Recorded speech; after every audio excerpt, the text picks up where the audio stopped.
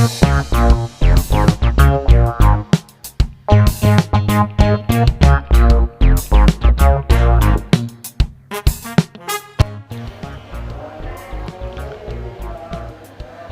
kembali lagi dengan saya, Surya Anggara Putra. Kali ini kita diberi kesempatan untuk memproduksi atau membuat satu jenis kue kering yang disukai oleh banyak orang. Kue kering apakah itu? Sesuai dengan judul video kali ini, yaitu Good Time Cookies. Bagaimanakah proses pembuatannya? Bagaimanakah resepnya? Bagaimanakah metodenya? Apakah ribet? Ataukah sebaliknya justru gampang? Simak terus video ini dari awal sampai akhir. Jika kalian tidak ingin ketinggalan informasi atau tips dan trik dalam video pembuatan kali ini, jangan skip 1 detik video ini pun. Selamat menikmati. Bahan pembuatan Good Time Cookies itu sendiri ada di sini, yaitu meliputi yang pertama adalah tepung maizena, yang kedua adalah Blue Band, yang ketiga adalah SKM, yang keempat adalah coklatos. Nah, bahan-bahan ini cuma hanya 4, dan semua bahan ini sangat mudah ditemukan di toko-toko bahan roti di kota kalian, dan harganya pun untuk bahan-bahan ini cukup terjangkau. Apalagi kalian sudah memiliki stok bahan, itu jauh lebih mengirit pengeluaran kalian untuk berbelanja bahan pokok Good Time Cookies ini sendiri. Untuk bahan yang pertama sendiri yang akan kita masukkan yaitu adalah margarin. Di sini kita akan pakai jenis Blue Band yang kategori cake and cookie. Kenapa cake and cookie? Karena cake and cookie itu margarin khusus untuk pembuatan cake, kue kering, atau roti. Beda dengan kalau margarin yang biasa, itu untuk proses masak biasa. Nah, kita masukkan margarin ini secukupnya sesuai dengan resep. Bagi kalian yang ingin tahu resepnya, nanti di link description itu akan saya tulis resepnya, jadi kalian bisa catat dan kalian bisa juga ikutin step by stepnya. Ini saya masukkan margarinnya, kita timbang dulu sampai pada resep yang ditentukan. Untuk kali ini pembuatan Good Time Cookies itu yang dimasukkan adalah bahan liquid dulu atau margarin. Setelah kita memasukkan bahan yang pertama margarin, bahan yang kedua akan kita masukkan yaitu bahan liquid selanjutnya, yaitu susu kental manis yang coklat. Susu kental manis yang coklat ini tidak perlu ditimbang dulu, karena kita pakainya yang sasetan. Nah, kenapa sasetan? Karena memang situ sudah ada takarnya sih, sesuai dengan resep seperti itu. Lalu kemudian, kok tidak ada gula di bahan tersebut? Nah, jangan khawatir teman-teman, karena kue kering kali ini kita tidak pakai telur dan kita tidak pakai gula. Lalu manisnya kue kering ini dari mana? Dari 2 bahan. Yang pertama susu kental manis ini, dan yang kedua adalah bubuk coklatos. Selain menambah rasa manis, 2 bahan ini juga membuat kualitas warna coklat alami itu sendiri. Jadi 2 fungsi bahan kita itu, susu kental manis dan coklatos, itu untuk pemanis dan juga warna. Nah, di metode yang pertama ini bahan yang kita masukkan 2 liquid, margarin dan susu kental manis. Lalu untuk bahan kering, tepung maizena dan coklatos itu sendiri kapan? Itu nanti. Karena di metode yang pertama ini kita akan mencampur dulu atau mengaduk dulu antara margarin dan susu kental manis hingga tercampur rata terlebih dahulu. Diusahakan jangan sampai ada gumpalan-gumpalan atau butiran-butiran yang bergerigil kecil-kecil, sehingga adonan itu tetap mulus dan tercampur rata dengan baik. Kita mengaduknya dengan pakai spatula dan mulai dari sekarang.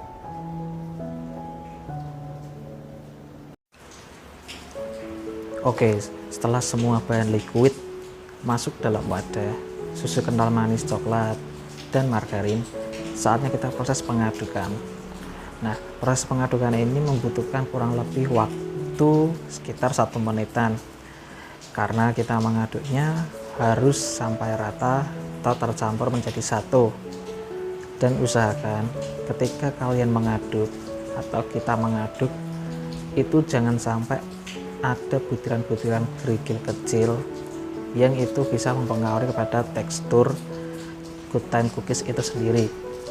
Makanya kita perlu aduk, dan aduk. Kita perlu kesabaran yang cukup lumayan hingga adonan ini tercampur dengan rata. Makanya kenapa di metode yang kali ini kita masukkan bahan liquid terlebih dahulu.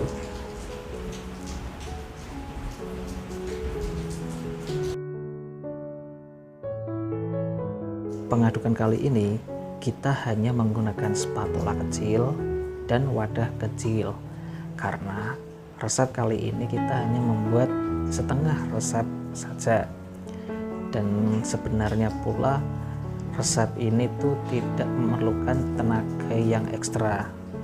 Dan bagi kalian yang tidak memiliki wadah seperti ini, kalian bisa menggunakan wadah jenis apapun selama wadah itu bersih dan baik.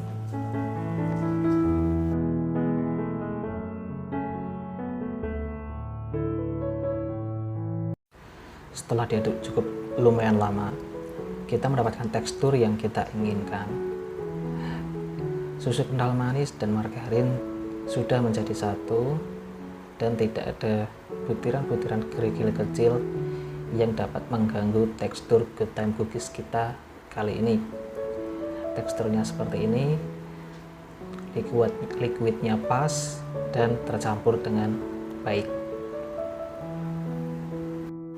Setelah kita mendapatkan liquid yang kita rasa tepat, saatnya kita memasukkan bahan kering atau bahan yang ketiga, yaitu bubuk coklatos. Bubuk coklatos yang kita pakai kali ini itu bubuk coklatos sasetan yang mudah ditemui atau kita jumpai di toko-toko bahan roti atau bahkan di warung-warung kelontong di sekitar rumah kalian. Dan harganya pun cukup murah, sekitar 1.500 saja kita sudah dapat satu saset. Setelah kita memasukkan bubuk coklatos, kita memasukkan bahan kering yang keempat, yaitu tepung maizena. Tepung maizena ini menjadi bahan kering terakhir pada good time cookies kali ini. Kita masukkan tepung maizena atau bahan kering ini ke dalam wadah sehingga menjadi satu dengan adonan yang lain.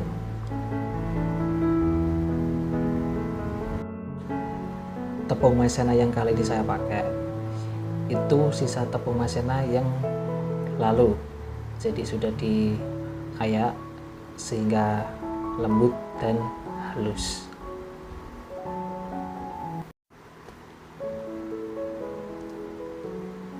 Setelah bahan-bahan semua dari susu kental manis, margarin, lalu coklatos, dan tepung maizena semua sudah menjadi satu, sudah di dalam satu wadah, saatnya kita mengaduk atau mencampur seluruh adonan itu menjadi satu.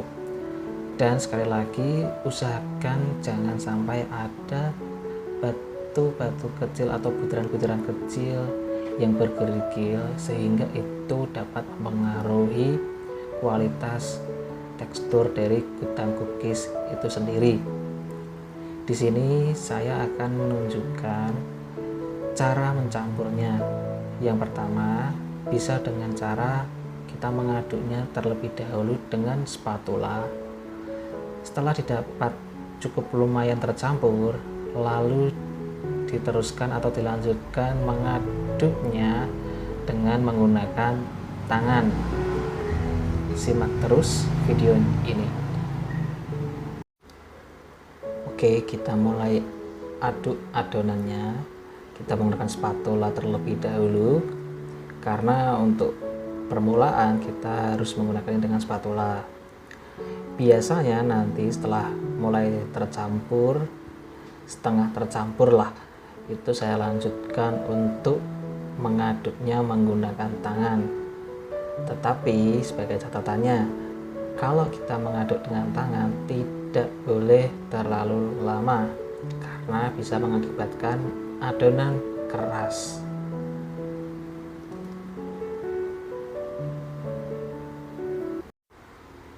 Oke, kita sudah mendapatkan adonan, tapi ini masih mentah, belum bisa dimakan karena ini kan belum dipanggang. Nah, melanjutkan yang tadi, kenapa kita tidak boleh mengaduk dengan tangan terlalu lama? Karena kalau kita mengaduk dengan tangan kita kan telapak itu mengantarkan panas. Nah, sifat dari kue kering itu kalau terlalu lama dipegang oleh tangan itu bisa mengakibatkan keras, karena cara awamnya atau bahasa kita lebih gampangnya itu bisa membuat matang terlebih dahulu. Nah, buat kalian simak terus video ini karena ini sudah mulai pertengahan, dan jangan sampai kalian ketinggalan sampai akhir video ini selesai. Setelah kita mendapatkan adonan yang baik, saatnya kita untuk mencetak adonan tersebut menjadi bagian yang lebih kecil lagi, atau kita bentuk bulat-bulat, atau bisa dibilang juga bundar-bundar, sehingga kita mempermudah ketika untuk memanggangnya, karena tidak mungkin juga kita untuk memanggang satu gelondong. Mencetaknya sendiri kita bisa menggunakan salah satu alat, yaitu alat sendok seperti sendok bayi, tetapi ini bukan sendok bayi, ini melainkan sendok takar. Kalian bisa lihat itu ada takarannya 7,5 gram. Lalu cara pakainya sendiri cukup mudah, kita tinggal sendok saja di adonan, kemudian kita rapatkan, kita padatkan, atau kita juga bisa pencet, tekan-tekan sehingga satu sendok itu merasa penuh atau padat. Untuk bagian-bagian pinggir bisa kita buang dengan cara sisihkan, lalu kita atur kembali, dan pada akhirnya nanti kita mau ngambil, kita bisa congkel atau cutik adonan itu sendiri seperti ini. Nah, adonan akan menjadi bentuk seperti ini, dan pada akhirnya sebelum kita letakkan di loyang, nanti kita juga akan bentuk bulat sehingga mempermudah kalau kita ingin membentuknya. Jangan lupa kita siapkan loyang juga ukuran yang standar, dan jangan lupa juga olesin loyang tersebut dengan margarin, tetapi tipis saja olesannya, untuk meletakkan adonan atau bulatan adonan itu di atas loyang seperti video kali ini. Bentuk seluruh adonan yang ada dalam wadah menjadi bulatan-bulatan kecil sesuai takaran sendok takar tadi, dan letakkan di atas loyang sebelum pada akhirnya nanti kita akan panggang adonan tersebut.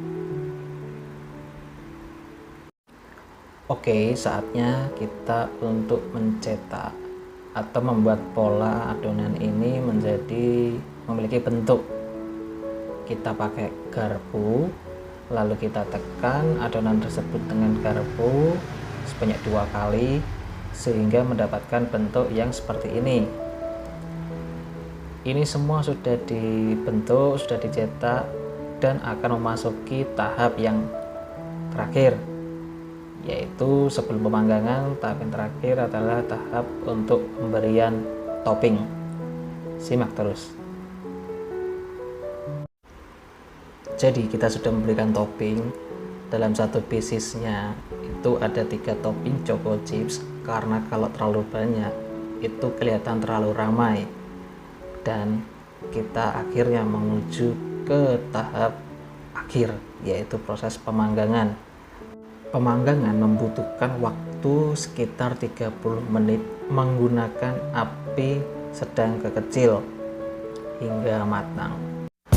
Akhirnya, gluten cookies kita kali ini berhasil dibuat dan hasilnya cukup menakjubkan.